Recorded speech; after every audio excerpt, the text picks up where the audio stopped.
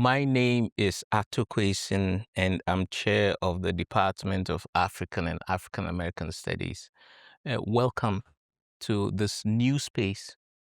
We moved in November. We launched the space on May 1st. And so this is a historic moment. Historic, not just because it's a newly commissioned space, but that it's the first time we're hosting senior presentations. So a round of applause to our historic. In my language, we say when a child washes their hand, they can eat with kings and queens. When a child washes their hands, they can eat with kings and queens.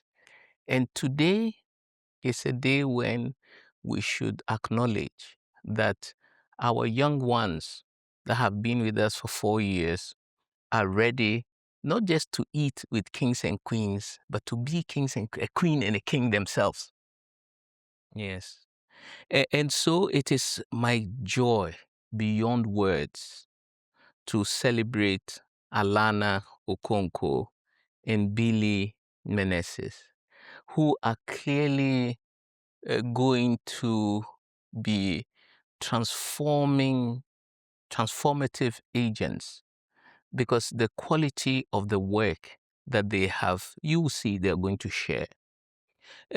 One thing that I have discovered in my long years as a professor in several universities is that actually our students are our rabbis, not just in terms of the knowledge that they show us, but in terms of the character, how they model. Because actually, to be successful as an intellectual is also to model a particular character type, work ethic, the absorption of a vast amount of material, deferred gratification. So your friends are going out to booze, but you say, no, I'm going to hunker down. So deferred gratification. Also patience, because the outcome is never certain until almost the last minute. And our students model these skills and facets on a daily basis. So I want you to join me in again applauding Alana and Billy.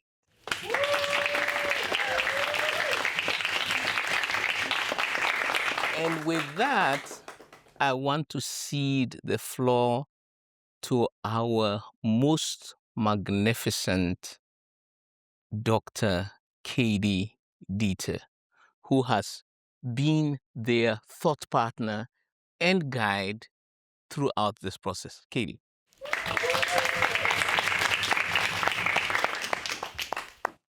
Thank you so much, Otto. And welcome, everyone. So happy to see everyone in the space to celebrate our wonderful seniors today. So, I have had the pleasure of working closely with Billy and Alana this year because I teach our department's capstone and our honors courses. And so that allows me to work closely with them from fall, winter, and spring quarters. So this year we have 2 honor students in African and African American Studies who will be presenting their research today. The first student to present will be Alana Okonkwo, who completed a creative honors thesis. And our second presenter will be Billy Meneses, who completed an honors thesis. So the format today will include the students' presentations, and then we will end with a Q&A with them together that will be moderated by Aliyah Dunn Salahuddin. So students who pursue a creative honors or honors thesis in African and African American Studies draw upon interdisciplinary approaches to inquiry, engage intellectual communities, and explore practical applications and solutions to their research, ultimately making their work accessible in service to improving Black life. The creative honors thesis specifically allows students the opportunity to pursue original research in their area of interest that represents a complex research-based insight or argument combined with a creative project that is developed over the course of 3 quarters during their senior year. In this process, students receive support from their faculty advisors and second readers, and they also receive incredible support and guidance from the Institute for Diversity in the Arts to develop their ideas and their creative process. Their creative honors thesis consists of both the student's creative work and a critical statement of artistic intent. And I just want to take a quick moment to thank our students' thesis advisors, their second readers, and also for the Institute for Diversity in the Arts for all the work they do to support our students.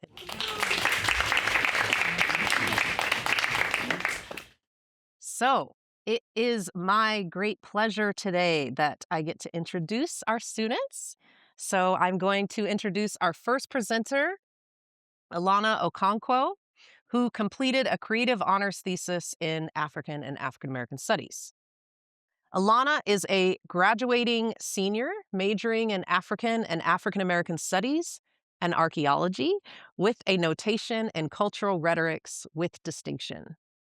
Her research sits at the intersection of museum decolonization, heritage revitalization, and creative writing. She has attended conferences in Chicago, England, Germany, and New Zealand to learn about international heritage restitution campaigns. Alana aspires to become a cultural heritage restitution lawyer to support the return of cultural belongings to their original homelands and help communities around the world preserve their histories and traditions. I also want to note that Alana was recently elected to Phi Beta Kappa, which is a really big deal. So this is select students with high academic achievement who have successfully taken courses showing a breadth of engagement across the humanities and the arts, the natural sciences, engineering, mathematics, and the social sciences. So it is my great pleasure to welcome Alana to the stage, and I will pull up your presentation for you.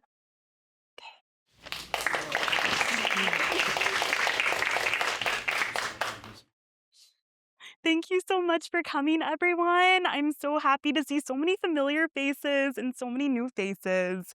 My name is Alana Okonkwo, and I'm so excited to share with you all my creative honors thesis titled Witnessing Memory, Transgressing Objects' Provenance Using Critical Fabulation. This thesis is part written essay and part graphic novel. This project was done in fulfillment of the honors requirements for my honors in African and African American Studies.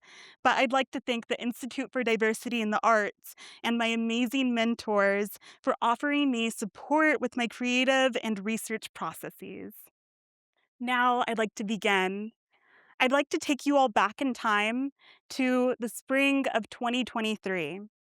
I am in my last quarter of my freshman year of college at Stanford, and I decided to take the class Writing Provenance Histories of African Art taught by Joelle Cabrita to learn how objects in museums and private collections were obtained. In the class, I get to choose an object to research from former Stanford professor Richard Scheller's collection. There are over 100 different objects from all across the African continent, spanning centuries, geographies, and purposes. There are masks, sculptures, shields, spears, and jars. All of the objects are displayed in Richard Scheller's home. I visit his home with my class to view his collection, but from the corner of my eye, I see an object that sparks my curiosity and funnels my vision.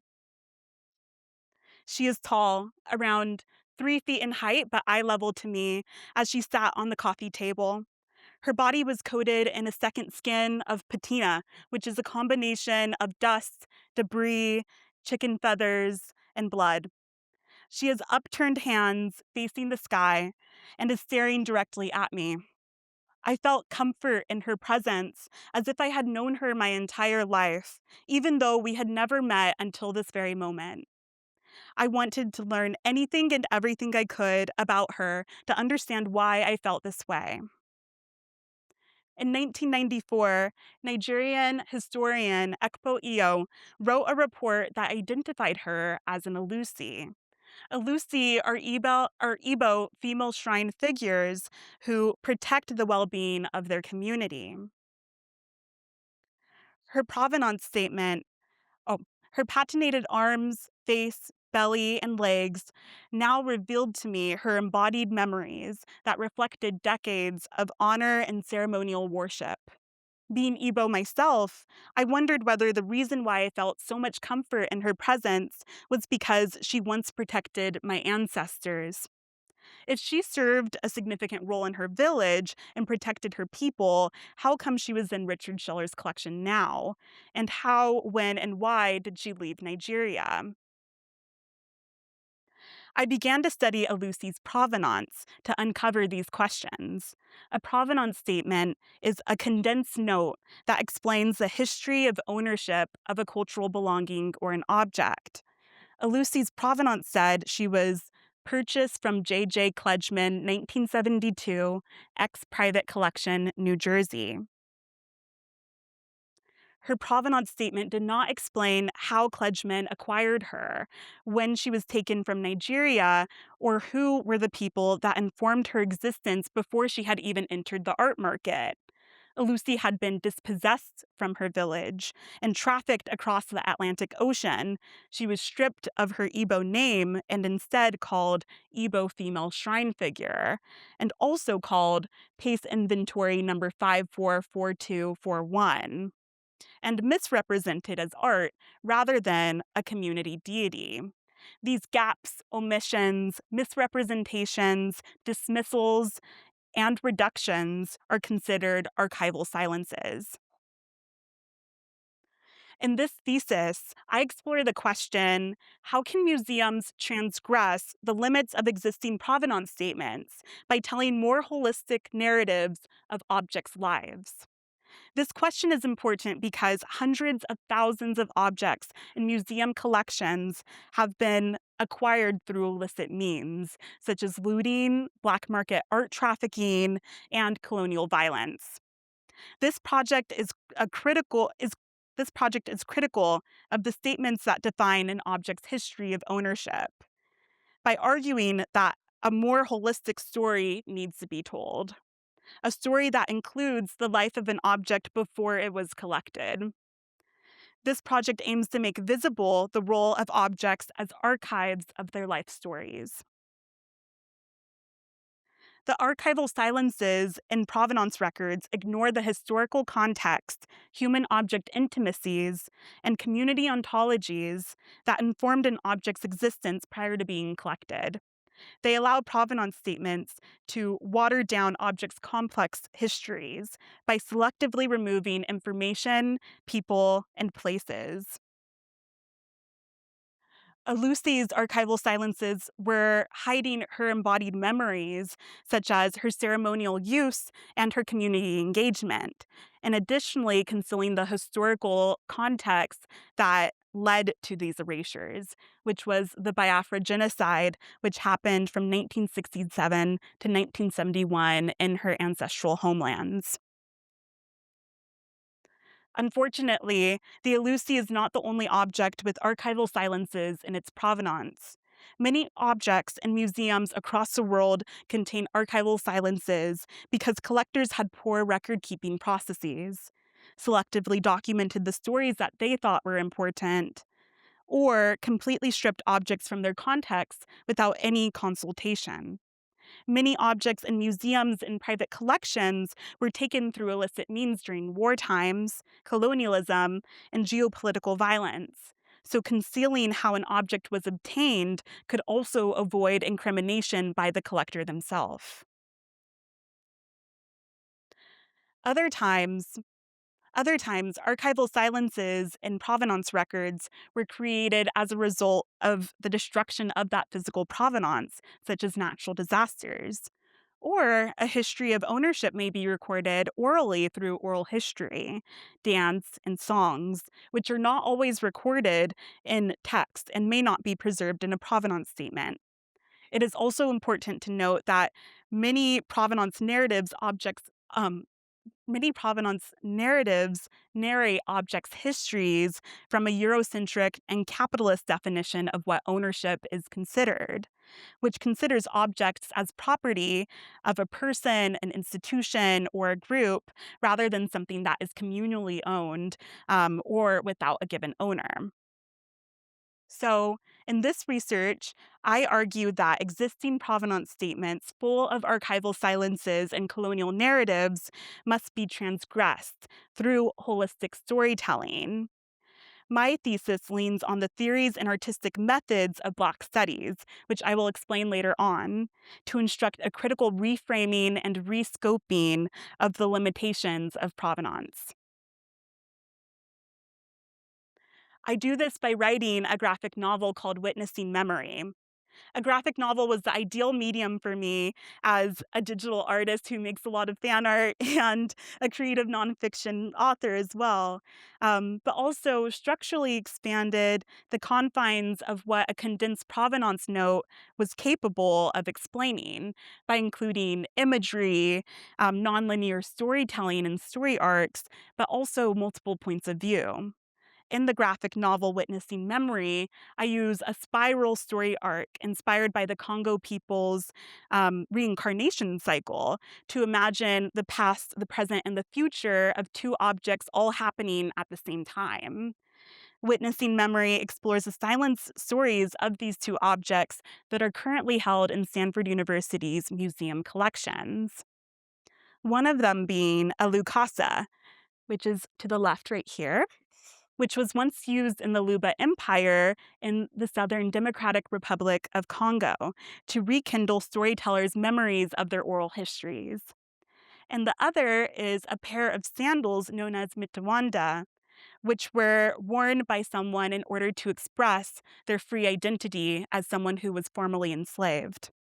The Lukasa is currently held in the Cantor Museum's collection, and the sandals are currently held in the Stanford University archaeology collections. Although both objects are very important characters in Witnessing Memory, and their stories are very interwoven in the plot, I will only focus on the Lukasa in this presentation in consideration of the time. I will explain the process I used to recover the silent stories from the Luba Lukasa's past and how that has materialized in the medium of a graphic novel.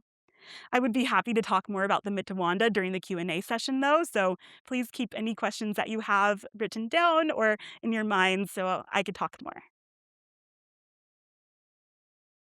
So let's return back to the research question, but narrow down the scope a bit to focus only on the Lukasa. How can Stanford University transgress the limits of the Lukasa's provenance statement by telling a more holistic narrative of its life?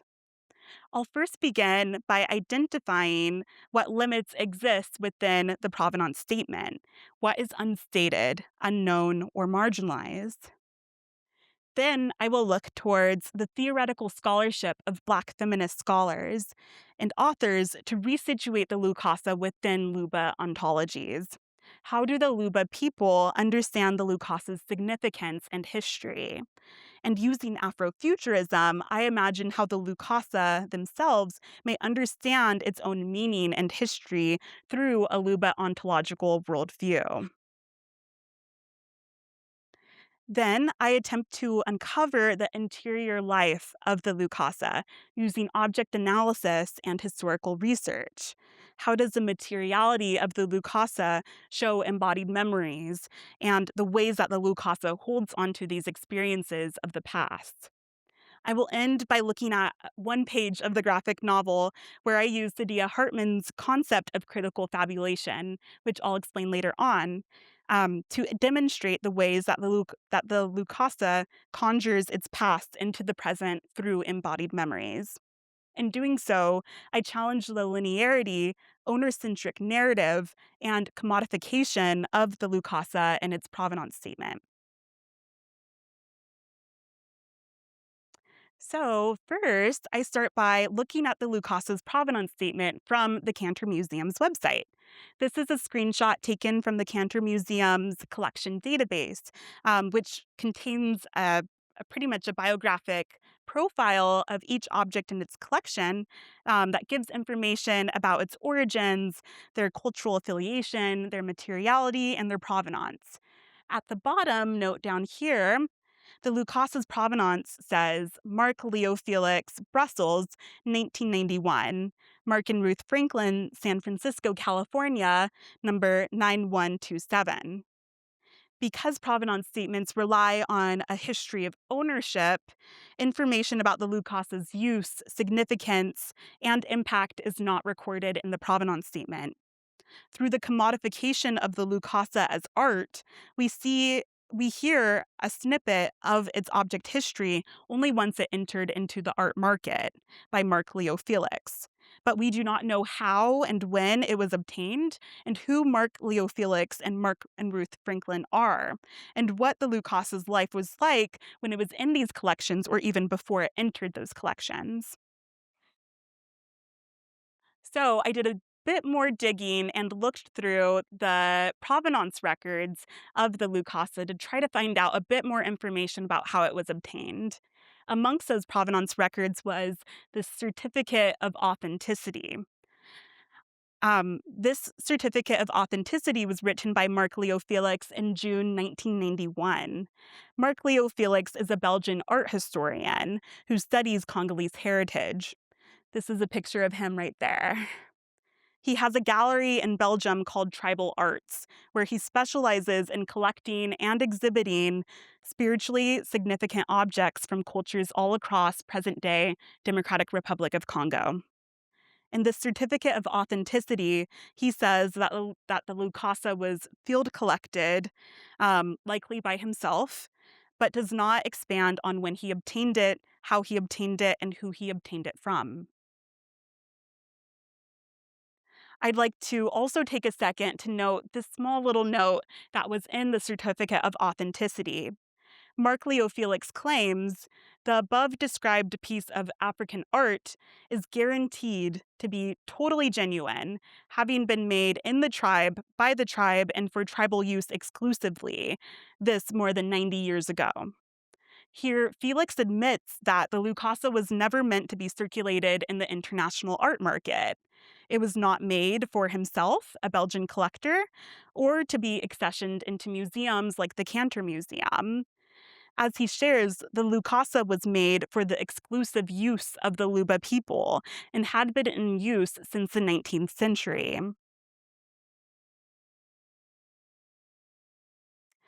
Felix shares this note not to acknowledge the previous community stewards of the Lucasa, but to instead increase the economic value of the Lucasa in the Western art market. He attempts to prove that the Lucasa was not made for the tourist market and instead is, as he says, totally genuine. Returning back to the provenance statement, there is no mention of the Luba community who used the Lucasa before Mark Leo Felix, which further exemplifies this point. Um, what so now, what do we do when we are met with silences in the archive? I look towards Black feminist scholars and theorists to learn how to transgress. In the context of being the subject of art, Bell Hooks says to refuse denial is to transgress, to recognize is to transgress, to want to know is to transgress. We must push beyond the boundaries to refuse silence, recognize new truths, and yearn for a holistic narrative of objects.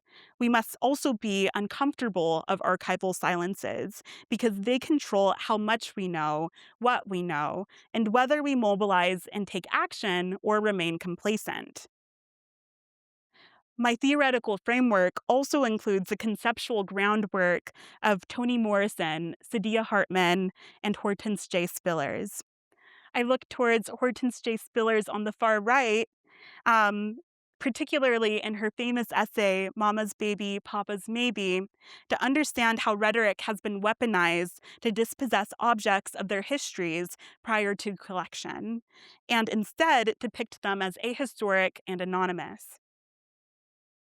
With a critical understanding of rhetoric, I can imagine new languages to communicate the histories of objects without being tied to the violent rhetoric of provenance statements.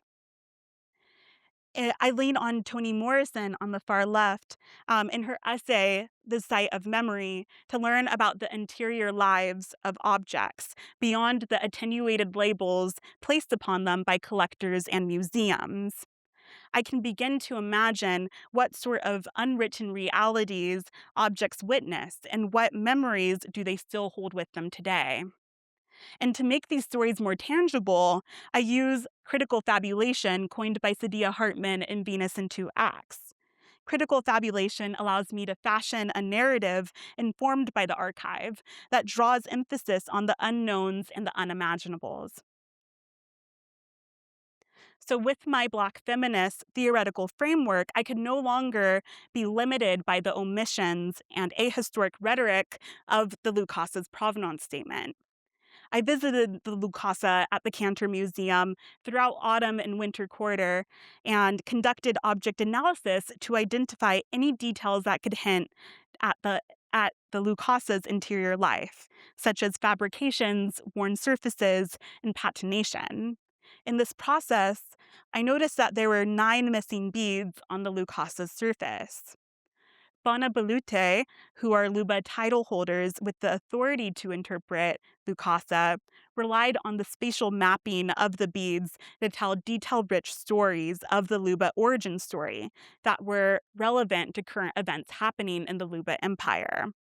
Without these 9 beads, details of the Luba origin story have the potential of being forgotten. I do not know what the colors, patterns, and sizes of the missing beads were, but I can interpret what is remaining to imagine what stories may have been told. I relied on several texts to learn Luba history and cosmology, especially as someone who's not Luba myself. But the knowledge that I gained from these books is thanks to the vulnerability and the generosity of the Luba people who shared their history, knowledge, and traditions with researchers. It is important to note that the version of their stories I learned may have been translated or reinterpreted, and the stories they tell may hold biases or insights that are reflective of their lived experiences and positionalities. I learned about the history of the Luba Empire and the role of Bana Balutes in The Rainbow and the Kings, written by Thomas Q. Reef. Reef, the author of the text, surveyed Bana Balutes to learn the chapters of the Luba origin story. In the text, he noted how the patterns of the beads relate to different chapters of the origin story within the Lukasa. In Malale's book, Les Baluba in the Center, I learned about the importance of color in Luba cosmology. A red bead, for instance, may reference a Mukalanga or a conqueror and self-made tyrant, whereas a black bead refers to a Mulongo or a just and fair leader.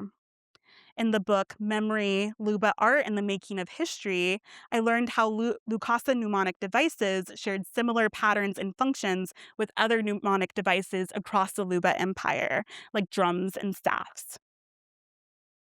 Together, these books helped me decipher bead patterns on the Lucasa's surface that connected chapters of the Luba origin story with the materiality of what existed on the Lucasa's surface.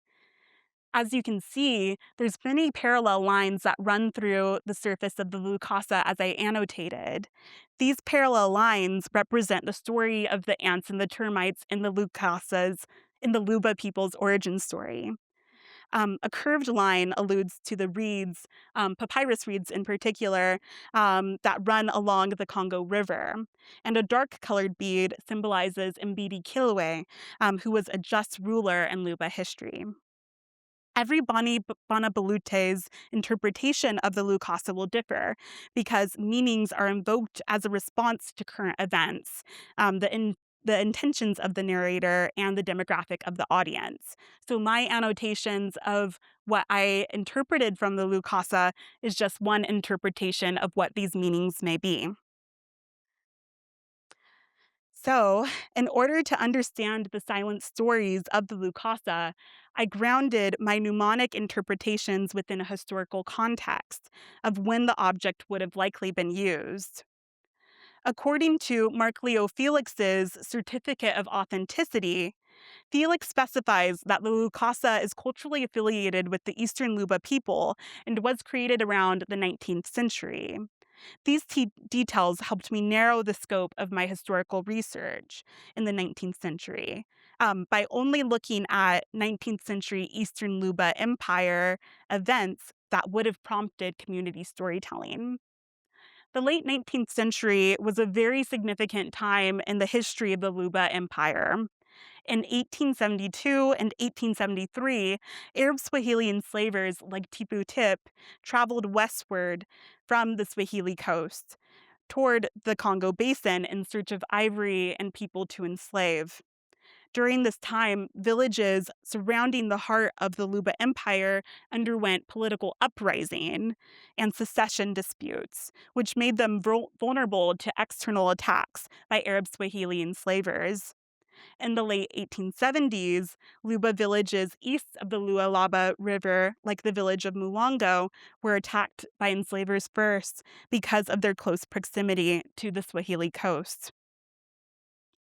Throughout the early 1880s, Arab Swahili enslavers made attempts to cross the Lualaba River to overtake villages west, like the villages of Mwanza and Ngoye Imani.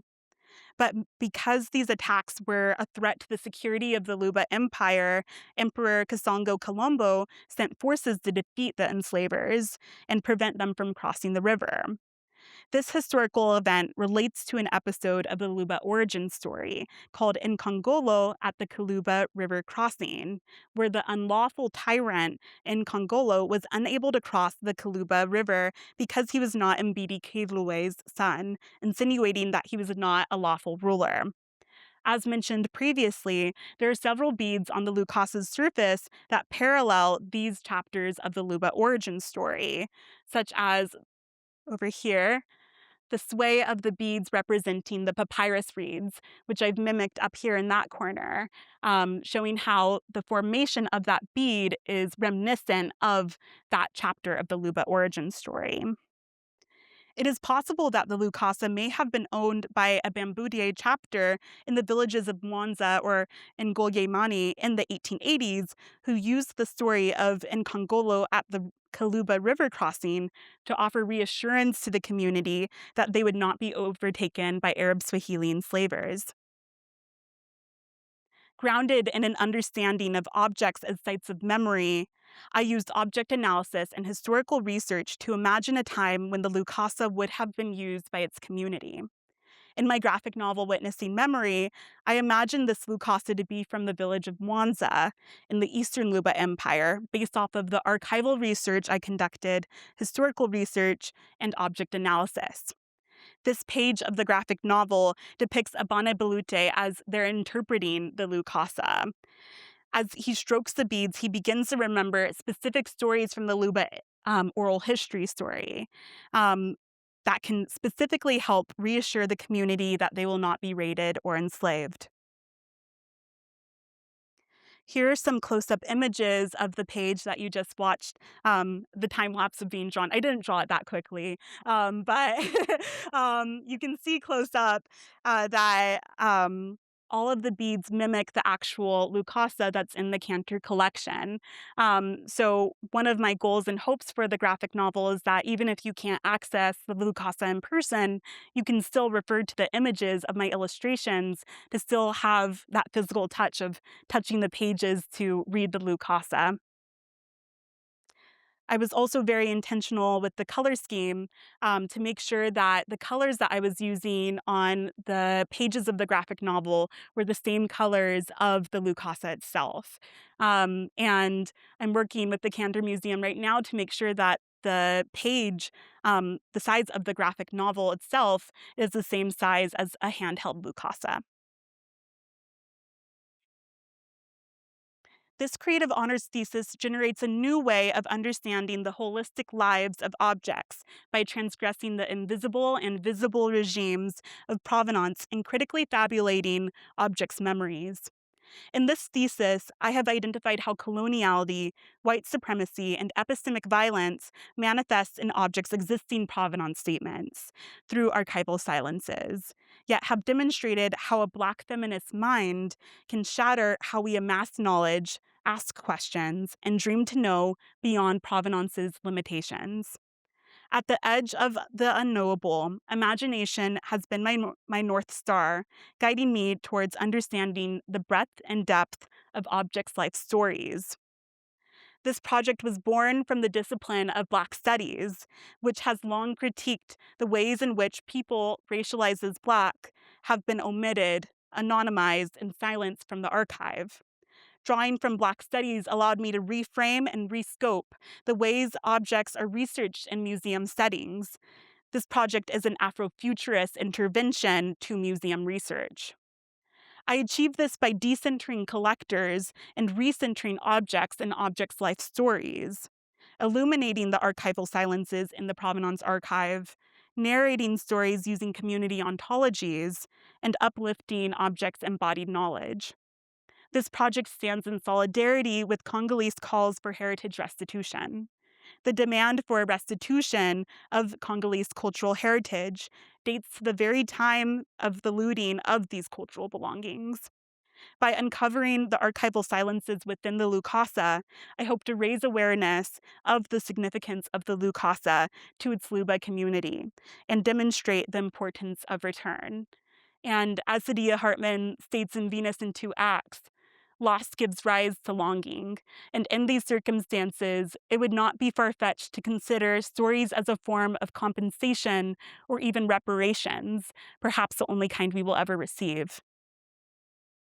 Thank you so much.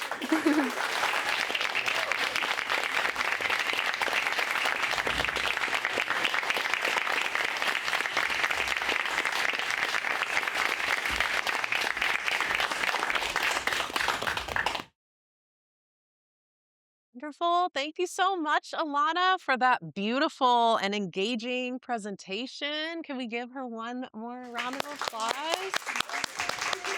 Yes. I'm sure people have questions that they can save for the Q&A.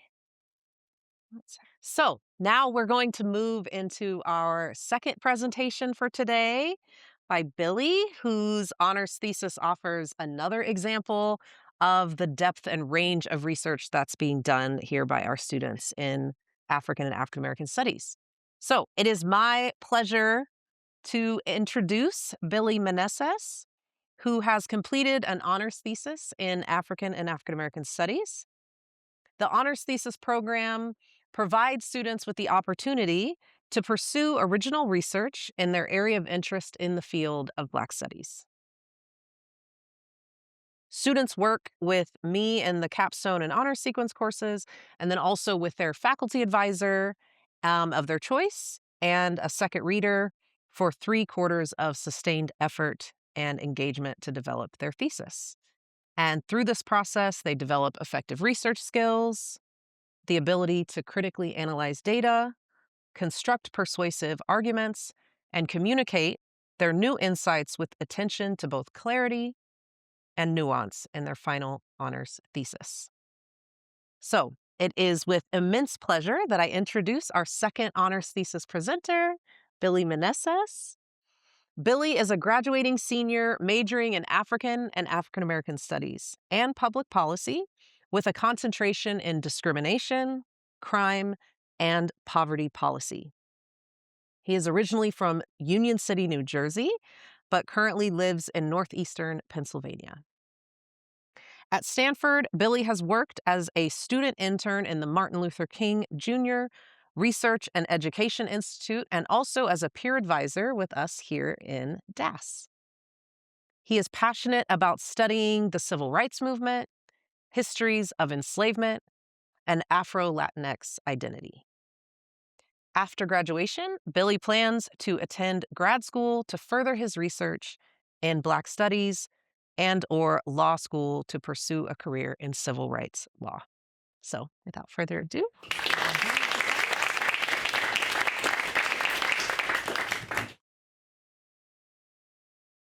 Good afternoon, everyone. Good afternoon.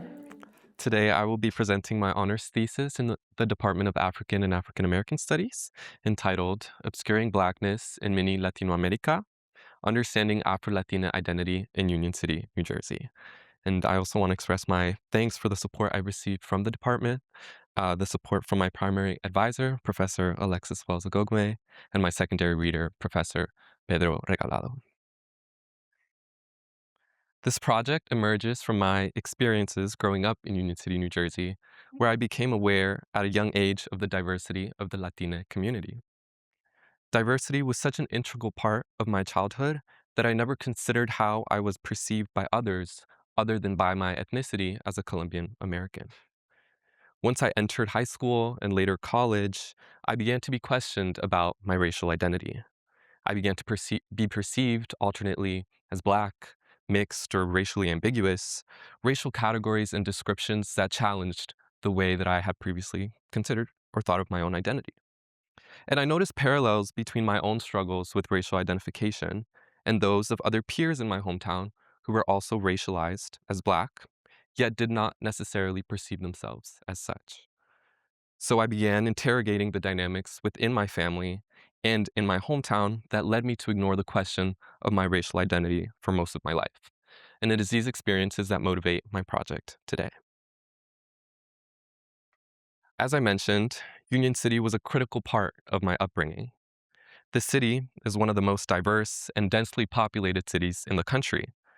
Union City was once nicknamed Little Havana on the Hudson for its proximity to the Hudson River, as you can see here, overlooking New York City, and for the substantial population of Cuban immigrants that settled in the area following the 1959 Cuban Revolution. As Cubans became more economically mobile, they moved out of Union City, often into the surrounding suburbs, and immigrants from other Latin American countries began moving in, although the culture of the city is still heavily influenced by the Cuban culture. But Union City became what I like to call mini Latinoamérica, the perfect example of the Latin American diaspora, where Mexicans, Cubans, Dominicans, Salvadorans, and more come together to create a new multicultural community far away from their original homes. The center of the city is marked by a monument to Afro-Cuban singer Celia Cruz, the queen of salsa. The park commemorates the impact of the talented singer as a Latina cultural icon and for her advocacy for Cubans and other Latinas in the area. Nearly every Union City resident knows who Celia Cruz is, but while her image is widely respected, her identity as a Black Latina often goes unacknowledged. She often sang about Black identity through the medium of salsa, a Latin dance with African roots, while proudly celebrating her Cuban heritage. However, others saw her primarily through her Cuban identity, overlooking her Blackness. The dismissal of Cruz's Blackness by other Latinas in and outside of Union City speaks to the complex racial histories and racialized dynamics that Afro-Latinas must contend with in making sense of their identities. Afro-Latinas born or living in the US, especially in a community like Union City, must navigate their Blackness under both a Latin American and US American context, two regions highly structured by race. While I did not know it at the time, Latin American and US American racial ideologies coincided in Union City, shaping my own ideas of race and identity. So in my study, I focused on the following sociospatial sites where identity development occurs. Starting with Union City, I argue that the community can serve as a microcosm of Latin America and how it has historically obscured and suppressed Black identity through a history of racial hierarchies and ideologies. I'm also interested in how the home is another critical site of identity development, as Afro-Latinas engage with the racial beliefs inherited by their families who grew up in Latin America.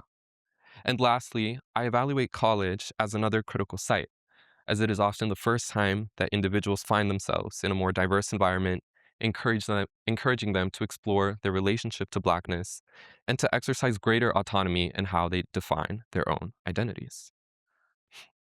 So this led me to develop the following research questions that form the basis of my research today.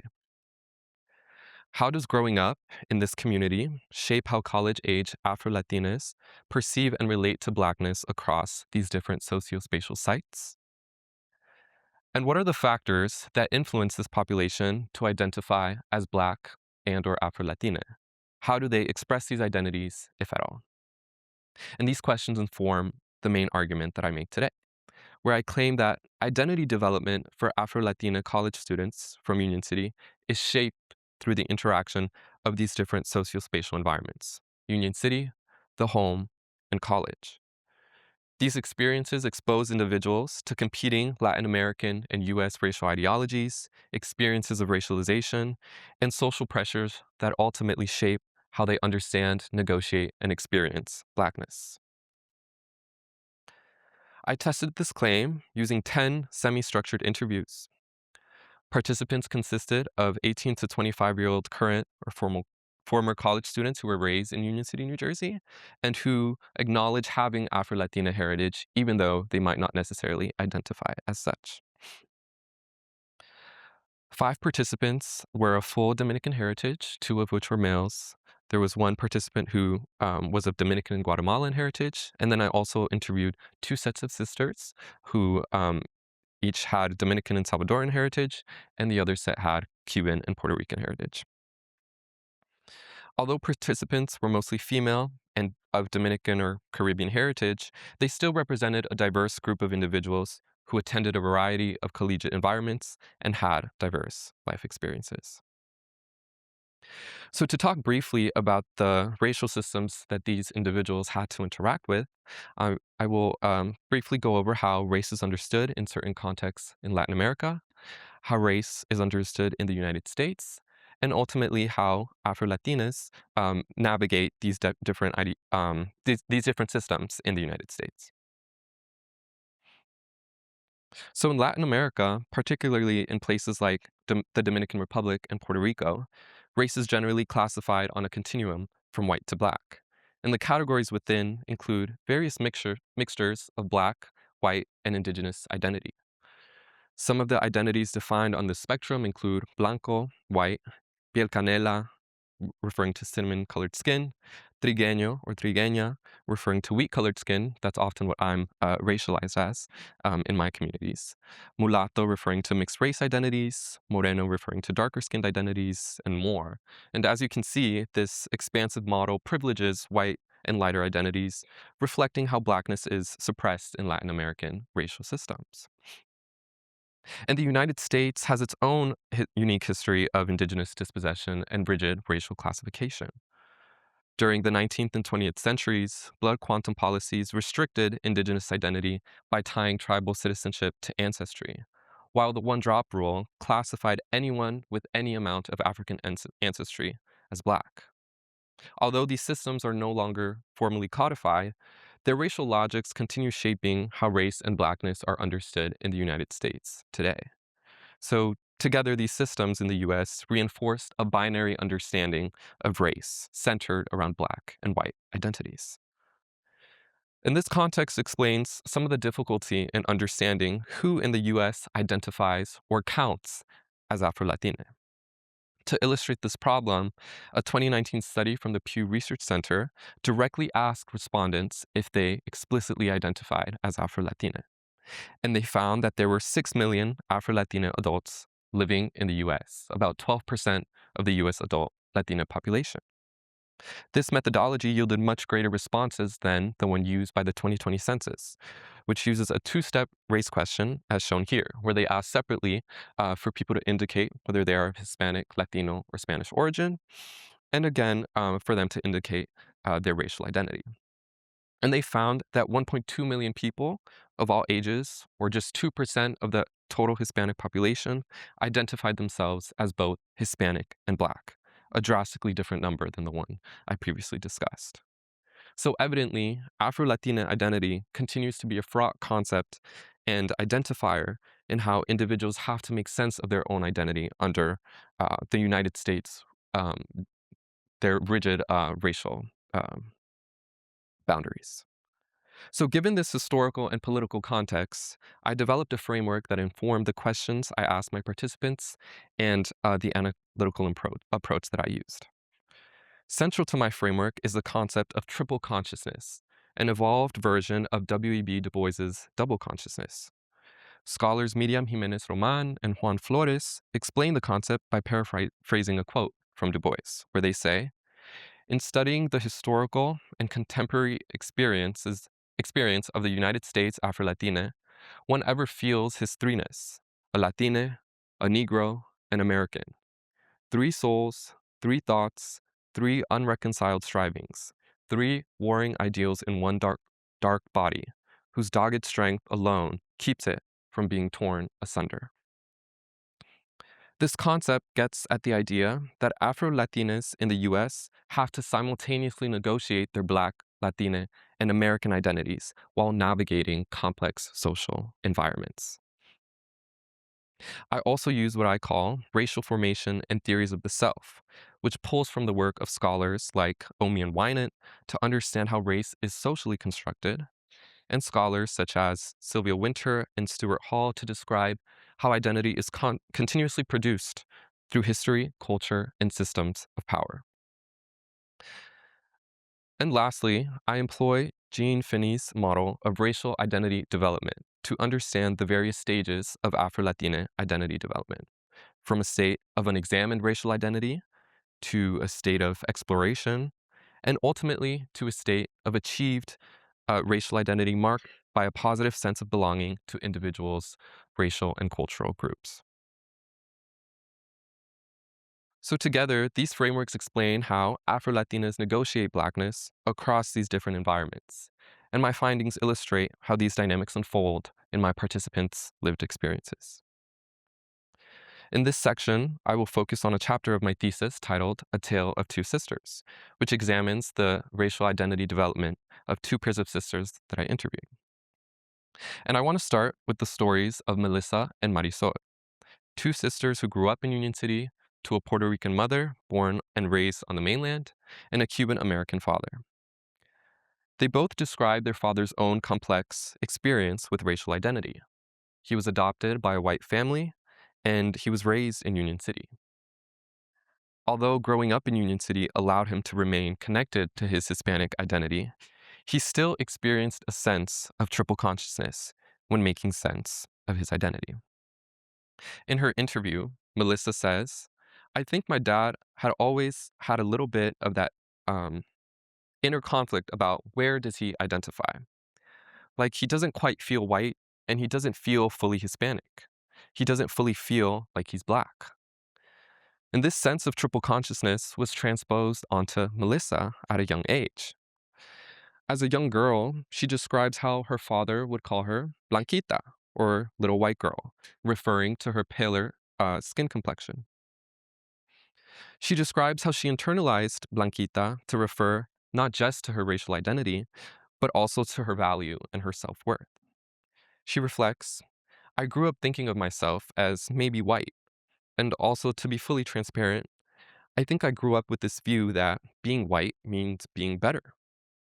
For Melissa, an innocent nickname born from external perceptions of her identity positioned whiteness as a more valuable feature than acknowledging her own Afro-Latinidad.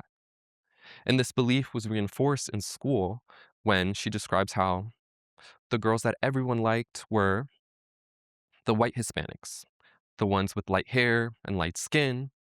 And then she says that the other girls who were darker never got that same attention. So Melissa speaks to the prevalence of colorism in Union City and in her school environment, which reinforced the negative connotations associated with identifying as Afro-Latina or with having darker skin. Throughout her life, Melissa continued to be racialized differently by different people, and she began to associate Afro-Latinidad or Blackness as street race, or the idea that identity is shaped by how others perceive you. She speaks to the social nature of her racial identity when she says, I don't think I was ever racialized to believe that I'm Afro-Latine.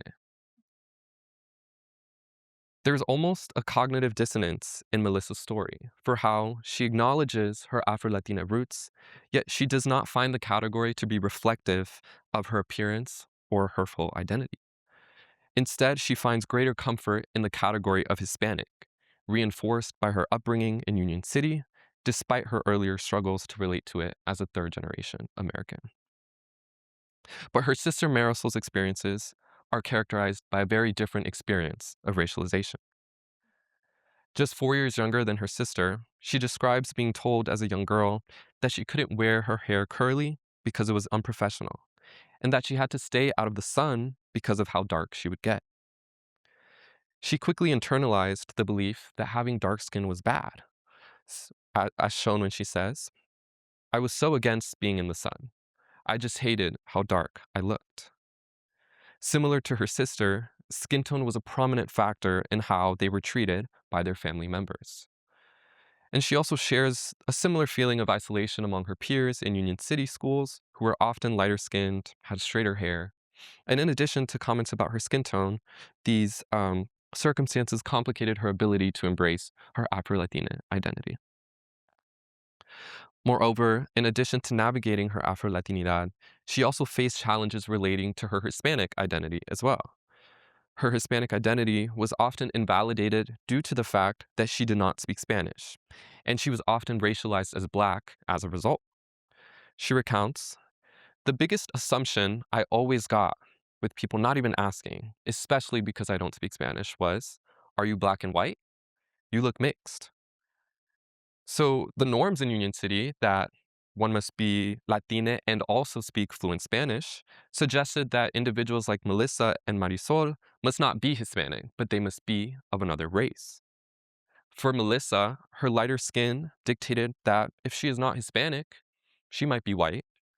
For Marisol, her darker skin led others in Union City to believe that she was Black. And the issue of triple consciousness occurs when she is forced to choose an identity. She feels like not speaking Spanish invalidates her Hispanic identity, expressing sometimes that she doesn't fully feel Hispanic. But then she also feels uncertain about claiming her Blackness when she says, "When I think about being Black, I think it's also hard because of not being dark enough or not necessarily growing up with those customs that I feel like some Black people do. So I think it kind of puts me sometimes in a limbo." Marisol identifies two different measures of authenticity: language as a marker of Hispanic identity, and skin tone or cultural upbringing as markers of Black identity. And these uh, measures make her feel as though she falls short of both. And this feeling of being in a limbo reflects how her multiple identities are placed in opposition to the other, even though they should not be mutually exclusive. In college, Marisol explains how she has been able to start embracing aspects of her Afro-Latina identity, finding comfort and similarities in her college roommate, who is also Afro-Latina. When introducing herself to peers at school, she will usually start by saying, "I'm from Cuba and Puerto Rico." And then she'll add, sometimes, "Oh, and my dad is Black," as a way to ease in to identifying as Black. She explains how the reaction from her peers is that they thought she was mixed, which she receives and interprets as an affirmation of her Blackness. So evidently, college became a place where Marisol could begin embracing her racial identity. So Melissa and Marisol had different experiences and expectations growing up, even though they were raised in the same family, the same town, and the same educational environments, except for college. But their differences show that Afro-Latina identity is not simply inherited through family or determined by a shared community context, but it is shaped by the specific social spaces where Blackness is named, questioned, or affirmed. For many Hispanic families, one's relationship to Blackness can vary drastically from person to person, revealing the complexities of racial identity among people with Afro-Latina heritage.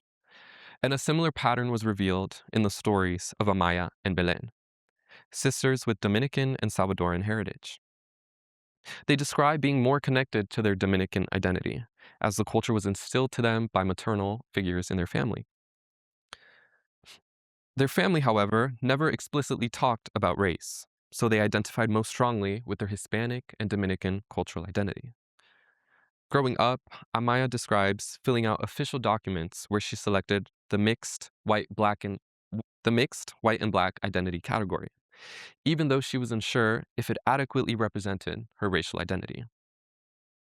It wasn't until the pandemic when she started learning more about the history of the Dominican Republic and started acknowledging the black features of her mother's side of the family that she realized there might be more to just categorizing myself as Hispanic. So she continued exploring her identity in college, where she found an affirming community among the black students of her campus. She describes how they would tell her, "Girl, you know about your heritage? You know about your ancestors?" Suggesting that they initially saw her as black, which made it easier for her to continue embracing her black identity. It was almost as if leaving Union City allowed her to loudly embrace a different part of her identity and to find community among individuals who affirmed her blackness. Additionally, she decided to join a black sorority, a community that she says helped her embrace her blackness. College provided Amaya with an affirming environment that allowed her to confidently claim her black identity. But her sister, on the other hand, encountered more challenges when making sense of her own relationship to her race. Belen, just 2 years younger than Amaya, expressed how she felt disconnected from even her Hispanic identity at a young age. She expresses a feeling of triple consciousness where she feels like she had to pick a side, but she didn't know which side resonated with her the most. These feelings were likely intensified when she experienced a series of racial incidents in grade school. Similar to the other participants, she describes how most of the other kids in her class were white passing Hispanics, and her own curly hair and tan skin marked her difference. Her classmates would make insensitive comments about her identity, one of which occurred when she entered middle school. In class one day, Belen describes being called the N-word by one of her classmates, a word that she had never previously heard and much less had directed at herself. Reflecting on the moment, she says, "I was just very confused because I did not resonate with it at all." She could not even recognize the severity of the insult until her friends explained to her how offensive it was to be called that word in that context. Belen recounts, "All of my friends would tell me that it is not a good word to be called, especially you," to which she would respond, "What do you mean, especially me?" Her friends would say, "Because, that's who you are." And Belen would react in confusion with, "That's who I am?" The whole incident was confusing because it was the first time she was confronted with the realization that she was black, or at least she was perceived as such by her peers. Her experience speaks to the power of racialization, where other people's perceptions about one's own race has a substantial impact on how one views their own identity. Being raised in an environment like Union City and in a family that rarely discussed race, Belen was unaware of her Afro-Latinidad. Yet, these outside perceptions and moments of racialization in Union City schools forced her to contend with the fact that she may be more than just Hispanic.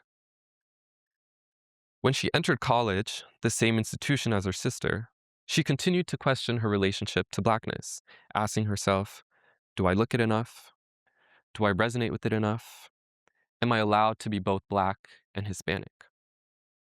She subsequently expresses how she doesn't know if she's one identity more than the other. So she continues to experience this sense of triple consciousness where she feels like she's not black enough while at the same time feeling like her Hispanic and American identities insufficiently explain her own identity. She also considered joining her sister's sorority, but she remains reluctant to join the organization. She explains part of her hesitance when she says, I feel like it's that fear of not knowing what category to identify myself with or what group to coincide with, because I don't know if I reach the approval of being a part of it.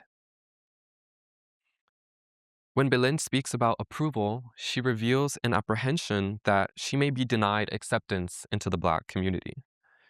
For participants who share this belief, it appears that they understand Black identity under a purely US American lens. And they also assume that others also understand Blackness under this American context.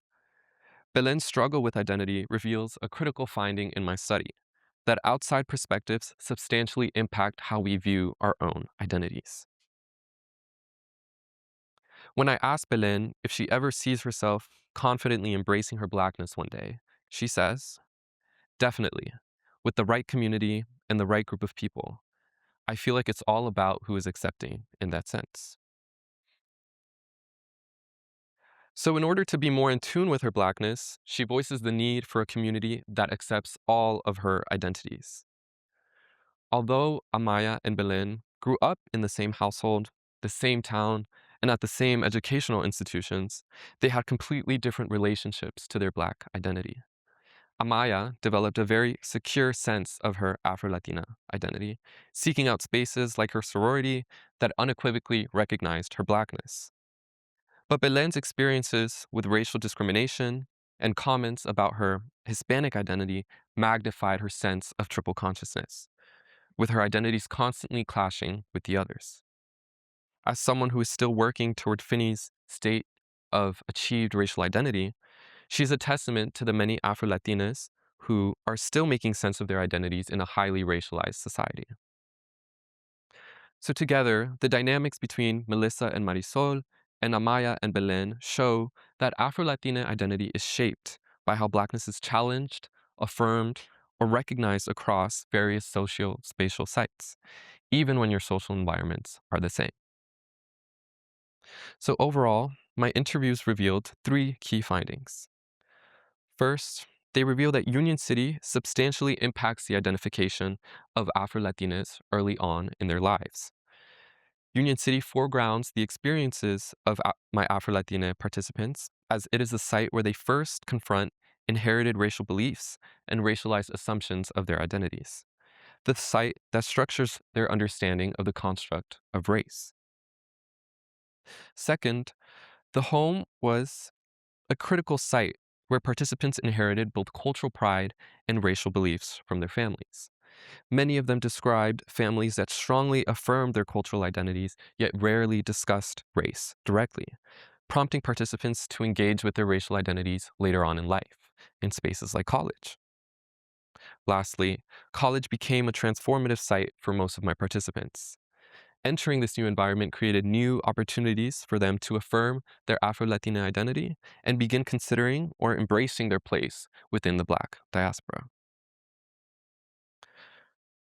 So ultimately, this project established that Afro-Latina identity development is not fixed, but it is continuously shaped through racialization, through our social environments, and through competing understandings of race. The experiences of my participants reveal that Afro-Latinas often navigate a process of triple consciousness in which Blackness, Latinidad, and Americanness are constantly negotiated across different spaces. This project also challenges rigid understandings of race and identity, and the experiences of Afro-Latinas demonstrate the need for a diasporic understanding of Blackness that affirms the identity development process for this community. This project also largely reflects my own experiences navigating my race and identity across these different spaces. I'm eternally grateful to the vulnerability shown to me by my participants, for they taught me that I am not alone in my experiences. Most importantly, they taught me that as a person of Afro-Colombian descent, I too belong to the Black diaspora. Thank you.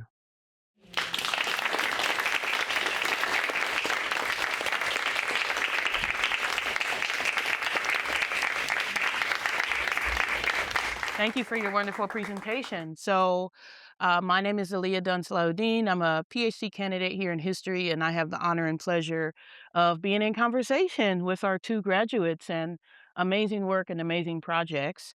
I will open it up to the audience very shortly after a few just general questions so we can just feel like we're all having an open dialogue. And then I'll call Dr. Dieter back up to close us off.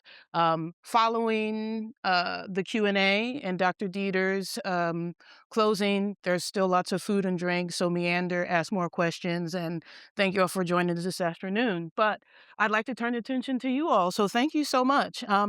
I just first want to ask each of you, well, first take a breath. Amazing, right? Like you did it. It's done.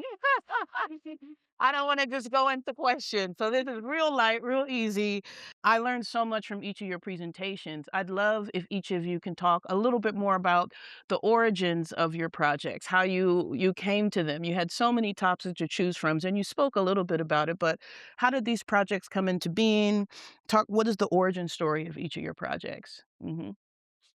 I mentioned at the beginning of my presentation that I was really moved by a class I took my freshman year called Writing Provenance Histories of African Art. And through taking that class and just meeting an object that was Igbo, just like me, and shared my heritage, but also left Nigeria at the same time as my grandparents had immigrated from Nigeria to the United States. I became really fascinated by how objects were circulating in the art market, and how that has in turn affected what sort of knowledge I know about my own cultural upbringing and my ancestors' stories as well.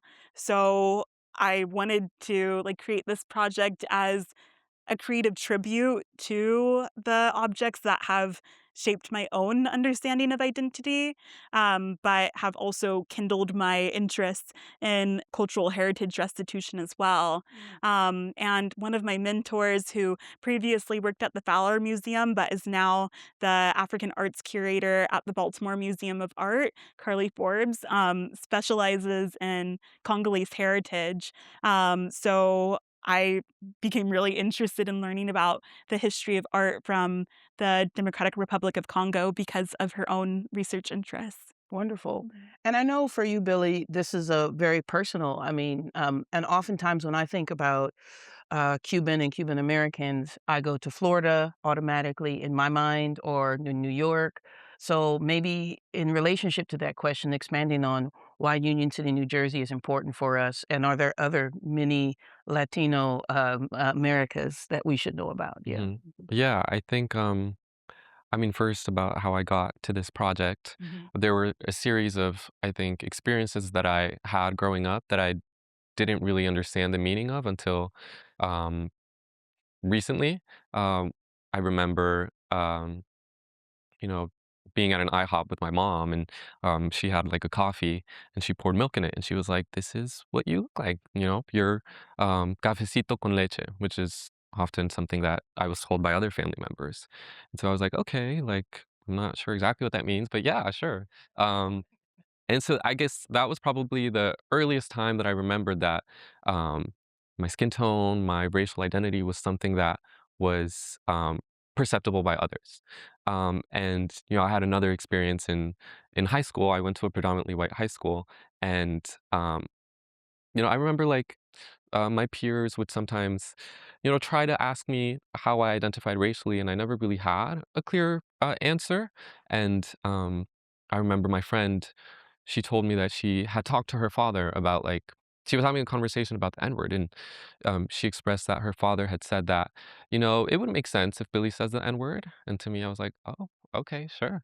Um, I didn't really have any thoughts about that, but then I came to Stanford and I found myself in a completely different um, ethnic environment, even though there is a pretty sizable Hispanic and Latino population here. It was very different from the context in which I grew up in Union City, where there was a number of Caribbean immigrants. But there were also, South American diaspora communities, Central American communities, and so I found myself starting to identify differently in relation to the Latina peers that I interacted with here.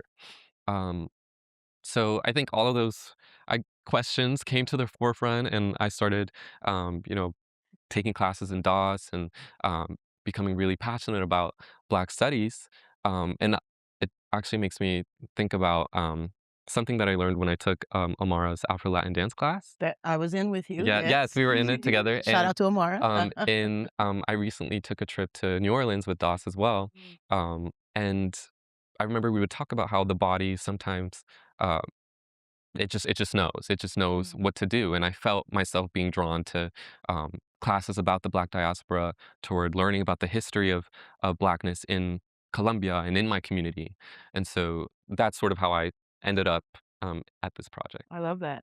Yeah, and then I did throw in the second question just to keep it flowing, but, going back to sort of Union City, New Jersey. Why Union City, New Jersey? I think most of us who are not Latinx or, don't are unaware of it, but you're really opening my eyes, especially as an African American person, and even as a United States historian to these various communities. So what is important? I mean, you talked a lot about this in the presentation, but maybe reemphasizing or expanding upon what's important, why it's important for us to shift our gaze to Union City, New Jersey, and how it might be a model of other places for us to be aware of. Yeah, I think Union City is important because um, people in that community are united by a very common experience, by the immigrant experience.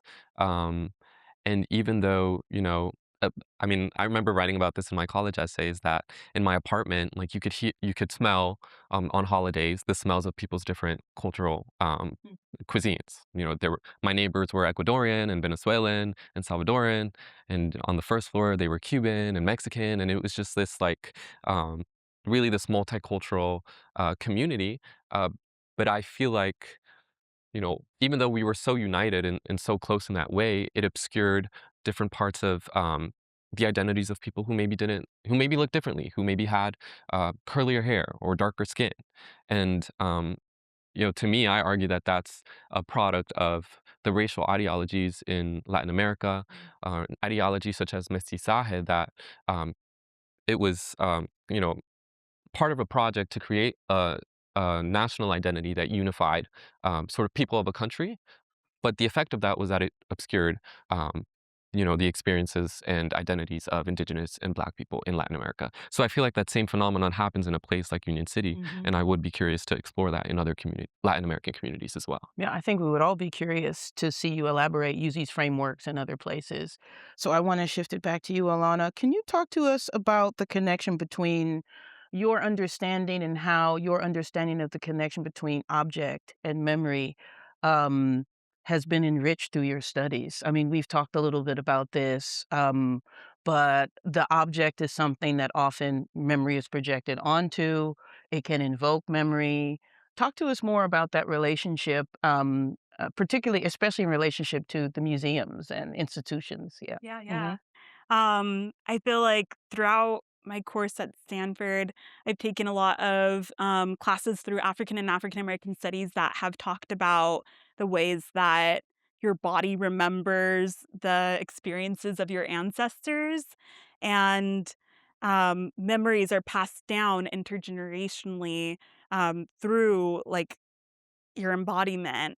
I was speaking with a student yesterday about how, like our hand movements that we use, might be reminiscent of what our grandparents did, and it's something that we don't even think about in the forefront of our mind, but it's something that our body remembers even still. And by using Black feminist theories, I was able to think about objects not as something stagnant and are receivers of culture and receivers of people's experiences, but instead are also active participants in the creation of culture, in the creation of memories, in the creation of history, because they've been there, impacting people's lives.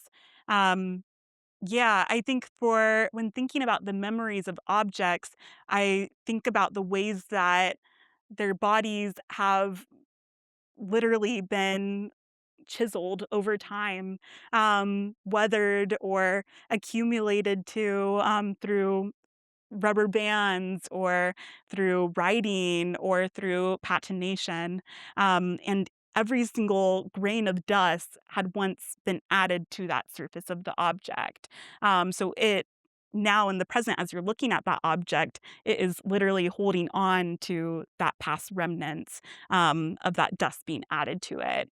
So by reframing objects in that way, really looking through a Black feminist framework, I was able to more so understand objects as archives of memory rather than something as stagnant. Wonderful. So this theme of embodied memory is shared between both of your projects. The ideas of cultural formation as well. Sort of before I open it up, just want to ask one more question of Billy.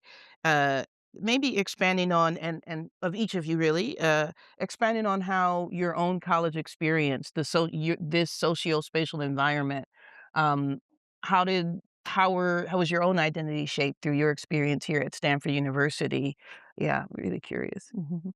We talked a little bit about it already with dance and other things, but if you could elaborate. Yeah, I think it was actually a study that I looked at where um, I think the scholar's name is Rosario Calis, and she was she interviewed Afro-Latina college students to find out what were the different factors what were their experiences with racial identity in college, and she found that you know students sometimes felt a social pressure to fit in with a group, but sometimes they felt like they didn't really belong in either of the groups, whether it was like Hispanic affinity groups, Black affinity groups. She also found that when students actually engaged in themes about the Black diaspora, in classes about the Black diaspora, that also had transformative effects on how they understood their own identity. And I really uh, I think, credit a lot of my, um, experience at Stanford to DAAAS. I think DAAAS has really been a place that has, like, shaped my identity a lot because it has taught me parts about my culture that I had never had access to before. And I think, yeah, I think I'm really grateful to the department for the support that they've showed me, and, um, yeah, that's what I'll say. Yeah, I think I speak for the department when I say they're grateful for you and all your work as well, you know. So it's really beautiful that through your scholarship, not only you were able to uncover this wonderful and amazing scholarship and frameworks and projects, but learn more about yourself. And that's just the ultimate. In your presentation, Alana, I wanted to give you a chance to talk about the other object that was a big part of your research. So if you want to elaborate on the Yeah. Mitawanda. Yeah, Did I say it Mitwanda, correctly? uh-huh. Okay, I'm Yeah. learning. You taught me. Thank Yeah. you. Yes. Oh, yeah, I could go on for, like, an hour about the Mitwanda, but they're so fascinating. I became interested in them because through the Stanford University archaeology collections, I did a Provenance research internship where I could just focus on those shoes and study how they were acquired, and I didn't know that they were known as Mitwanda at the time, but I was able to connect with the collector of the Mitwanda, or it was the best friend of the collector. His name is Daniel, and I interviewed Daniel and asked him like, "How were these? How did you obtain these sandals?" And he explained that his friend was serving in the American Peace Corps in Kinshasa at the time where he was um, pretty much purchasing any objects he could get through intermediaries, which were locals that he hired to collect objects for him. And for context, at the time when he was collecting, which was right after, it was about 10 years after Congo's independence from Belgian colonialism, the weight of an American dollar to a Zairean like currency, one Zaire would be equivalent to about 35 cents in comparison to a US dollar at that time. So, and one Zairean currency holds so much weight after Belgium pretty much like left the Democratic Republic of the Congo. So that collector had really used his wealth as an American to collect as many objects as he could, including the sandals. But using GIS research and a tool called HECRA, which is heritage. What's a? It's an acronym for pretty much like heritage conservation analysis, where you pretty much look at different museums' collections and try to compare what they're saying about objects with the object that you're researching. I learned that there were another pair of Mitwanda at the Cleveland Museum of Art, and they had a whole description explaining that these sandals were worn by people who were previously enslaved. And the style of sandals originates from India but was brought over to the Swahili coast through the Indian Ocean Trade Network, then was brought in further towards Central Africa and to the Democratic Republic of Congo through Arab Swahili enslavement. So the story of the Lukasa and the Mitwanda directly overlapped just because of the role of Arab Swahili enslavement in those objects' trajectories. And did you know that connection prior to investigation? It just No, came it upon was you? just Wow. through that object research. So Wow. then through that analysis, I was able to like further understand how someone who was likely enslaved would have been the creator and user of those sandals. And if they were infusing their identity as someone who's now free through the sandals, those sandals are very culturally significant to them. And it's not just any pair of sandals, it's something that was very loved and used. And when I revisited the sandals through object analysis, I saw like physical repairs that were made to the sandals in order to increase the longevity of the object's use. Like the creator had tied a bundle of fiber to the toe knob of the sandals and wrapped rubber bands around it in order to make sure that the toe knob wouldn't fall off as they continued to walk. And I used microscopic analysis to look at the bottom of the sandals and saw all of these rounded grains of sand. I love geology, so I was like obsessing over the sand grains. But I saw that there was a lot of quartz, and I was able to kind of locate which regions the owner would have walked near because of the roundedness of the quartz. So through that analysis, I was able to learn so much about the maker of the sandals, which is omitted from the sandals' provenance too. Amazing.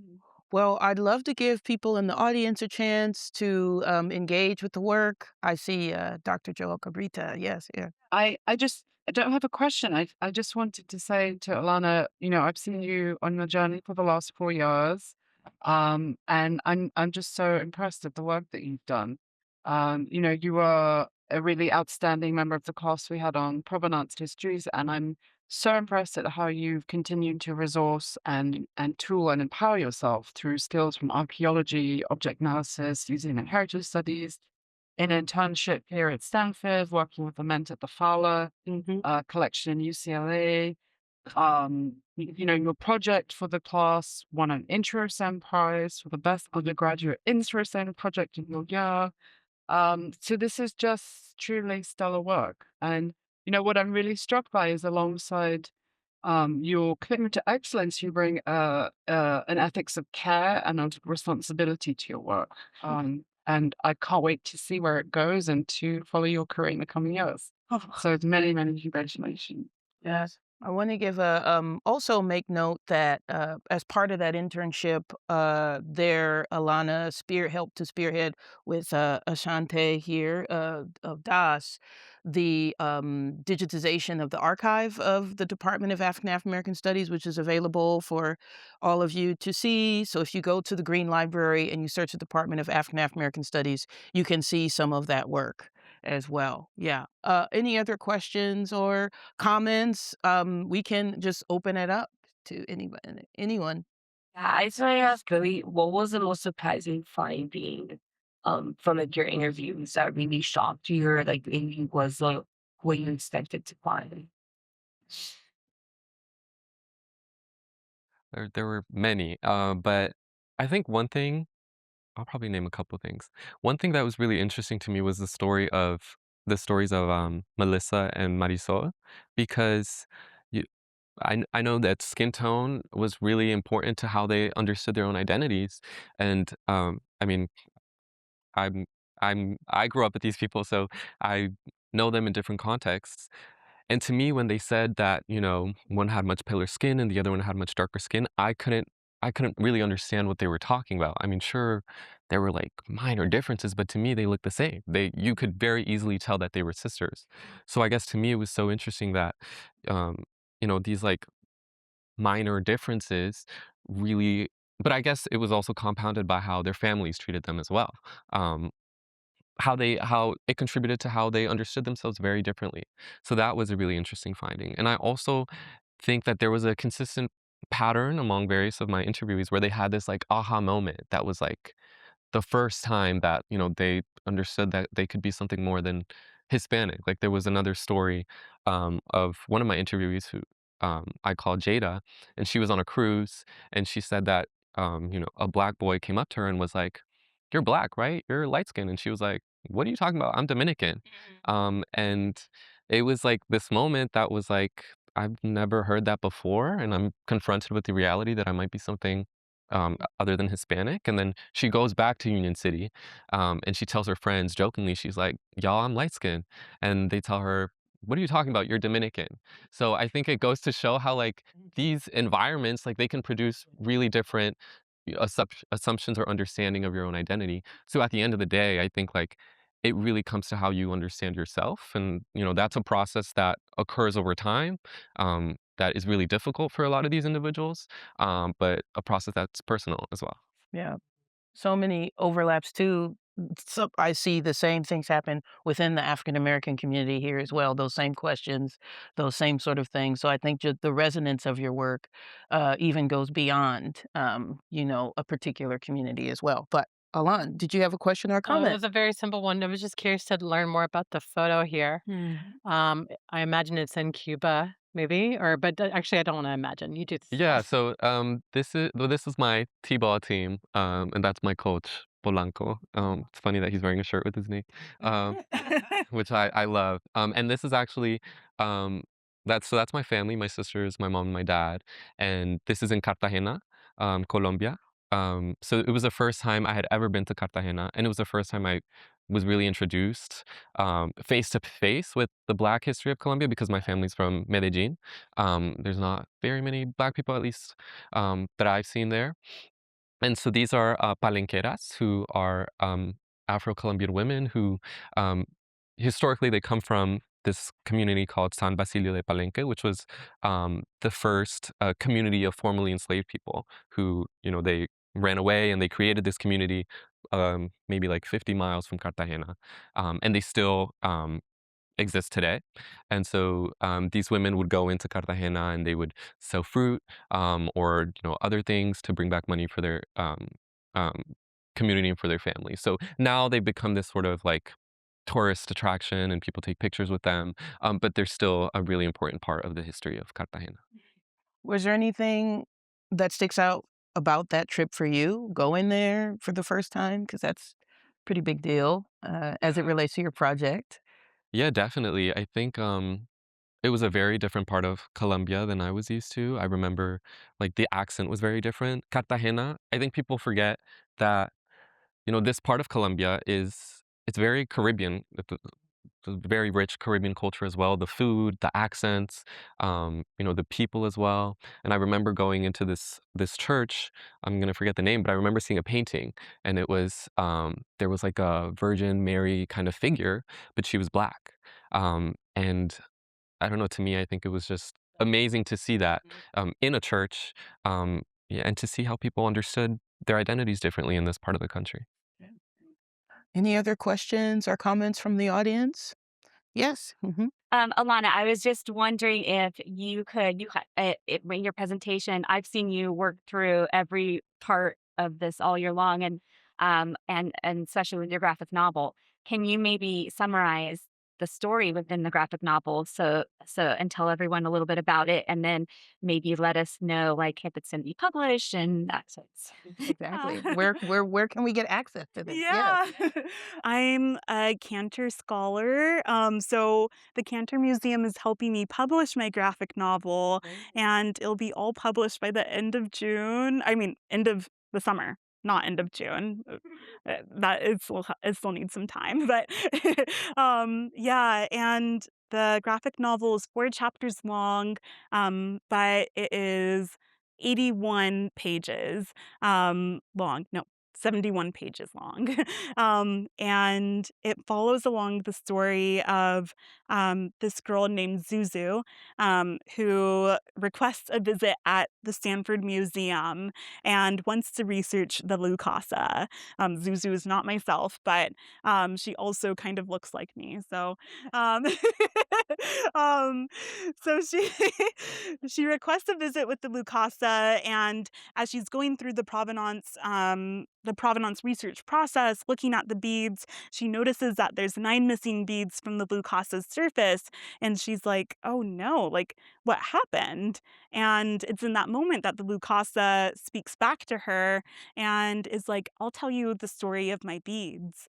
So Zuzu is like, "Sure, I want to hear it." Then chapter 1 ends and chapter 2 begins. So chapter 1 takes place in the year 2060, and it's 100 years after Congo becomes independent from Belgian colonialism. So chapter 2 begins in the year 1883. So if you're imagining the spiral story arc, we're in the year 2060, but then we go back to 1883. And in 1883, that's when a woman notices that the Arab Swahili enslavers are trying to cross the river. So she goes to the village of Mwanza, where she's from, and she tells the Bana Balute, "There's some people that are trying to cross the river to enslave us. We need some help. What should we do?" So then the Bana Balute interprets the Lukasa, thinking about the origin story and finding a way to tie the origin story back to that community event, which is something that has actually happened in Luba history. And the graphic novel page that I showed today is from that scene. So that's page 18 of the graphic novel, which happens a bit later on from the beginning, but is still very pivotal to the graphic novel's trajectory. So as he explains the Luba origin story, I show alongside that real events that were happening in Luba history that aligned exactly with the Luba origin story, and also were visibly decoded from the Lukasa itself. So I also foreshadow that although the Lukasa was able to provide comfort to its community by showing that the Arab Swahili enslavers would not be able to cross the village or cross the river to get to the village. By the end of chapter 2, you see that by the 1890s, Arab Swahili enslavers did enter into the Luba Empire, which led to the fall of the Luba Empire after 400 years of reign.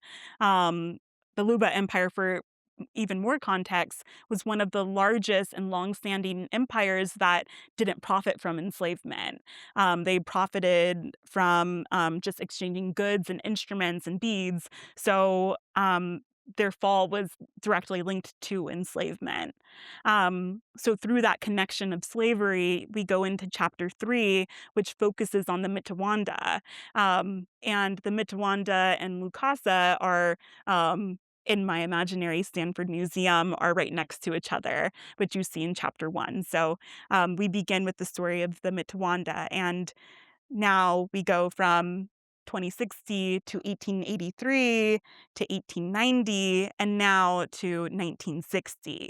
1960 is the year that the DRC becomes independent from Belgian colonialism.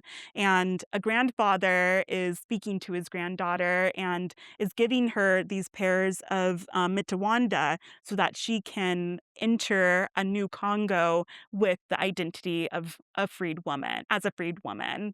So for her 6th birthday, she receives this pair of Mitawanda and asks, like, why are you giving me a pair of shoes for my birthday? And he explains these shoes are linked to your own history because they're linked to my history. And then he like tells his story of how he was enslaved as a kid by Arab Swahili enslavers, and then further enslaved through Belgian colonialism.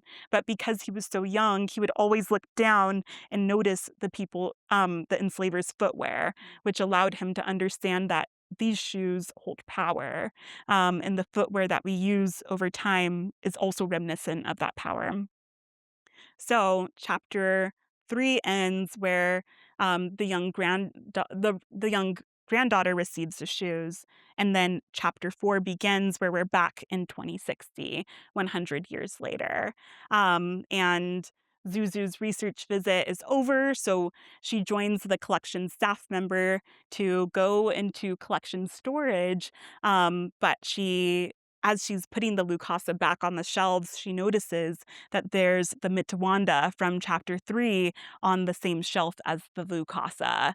And by connecting with her grandmother's archive of things that her mother gave to her, she realizes that the granddaughter from chapter 3 is her great grandmother, and that those shoes that are in collection storage are her own heritage. So the very end of the graphic novel, it has this Afrofuturist sort of feeling where she picks up the Mitawanda, and all of a sudden she can see the 6-year-old version of her great grandmother, and her great grandmother isn't wearing the shoes that her grandfather had given her. So Zuzu gives the shoes to her great grandmother, and that's kind of like a symbolic form of restitution of those shoes. Love that. Beautiful. Mhm. And so people can get it through the canter, right? Or how do Once we it's access? printed, I still need to figure out how exactly I'm going to like sell copies, but I'm hoping to give a copy to the Stanford libraries. And yeah, we'll have a couple copies through the canter And too. check back on the DAAAS Oh. website. I'm sure we'll Mhm. celebrate it that way. So, are there any other questions or comments from the audience?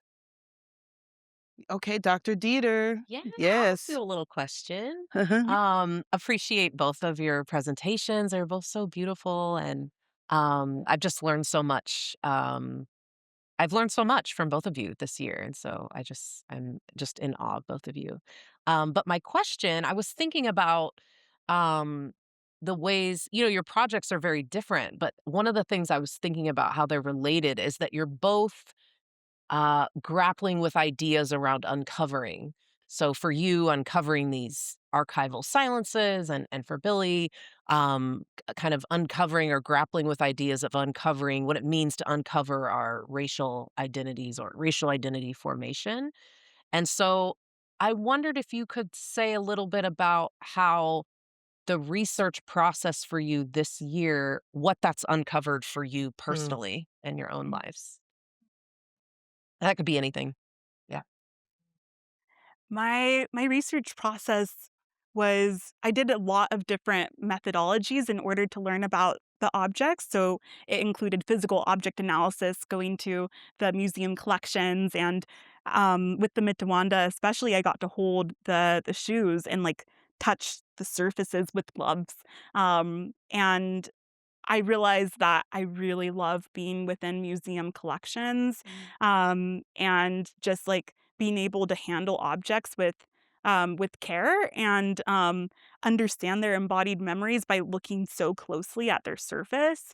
So I think in the future I'd love to like be within collections where I can spend time with objects, especially objects without being in a glass case, and make sure that like those objects are like I can share that experience of actually holding them and caring for them with the people who these objects belong to.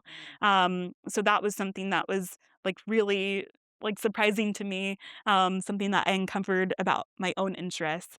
I felt like I grew as an artist through this experience as well because working with Ida, I would say at the start of my time with Ida, I didn't really consider myself as an artist because I knew that I did a lot of art in high school, and I would say that I was an artist in high school, and earlier on. But then when I entered into college, I I didn't have as much time to produce art. So it was harder for me to claim the identity of an artist because I wasn't practicing art. But here I've learned that like I am an artist and I've always been an artist. It was just a matter of like being able to regard my art as scholarship and knowing that like art doesn't have to be a hobby, but it could also be something much more serious and be an intervention into like the research that I'm so passionate with. So I can imagine like doing an MFA in the future, and just like building upon my artistic abilities. And that was something I also learned from this experience. Wonderful. Yeah, for myself, I really enjoyed the interview process and speaking to different people from my community. That was really important to me. I think it was not only kind of validating from my own experiences, but also some of them expressed to me that it was also helpful for them to think through their identities with someone else. And I think even the fact that this study existed, hopefully, affirmed that their experiences are valid and are worthy of study. And I really loved having those discussions with them. I also think that um, I'm going back home and I'm going back east, and I really want to be, around these communities. And I'm not exactly sure what I'll be doing, but I know that I want to continue to interrogate these questions about race, about identity, about how we understand ourselves. Um, I think those things they were always important to me, but it's become crystal clear that I feel like that's where I'm meant to be. Well, we wish you both the best and on both of those journeys as investigators and sociologists and lawyers and as artists and scholars. So let's give another big round of applause. And I know you've been in the spotlight for a while, but before we'll keep this is it. So we're going to bring back up Dr. Katie Dieter, who just wants to give you a special thanks. So thank you so much. So stay where you are. Well, thank you both so much again. And thank you all for coming today. It means a lot to us. In DAAS, community is so important, right? We don't exist in isolation. And so it's been a community of support for the students. And yeah, we just appreciate you all. And we have some gifts for our seniors. Yes. And so we just wanted to express our gratitude to you all. Yeah. And to all the families for coming and friends. Give yourself for coming to support. Hello, Zoom. We see you. Yes. So that concludes our presentations today. Thank you again for coming. And we're going to look forward to continuing to support our seniors for graduation. And please feel free to enjoy more food, meander, have some drinks, check out the wonderful art. Thank you for coming to DAAS, and thank you, seniors, for making this program so beautiful. Yeah. Thank you.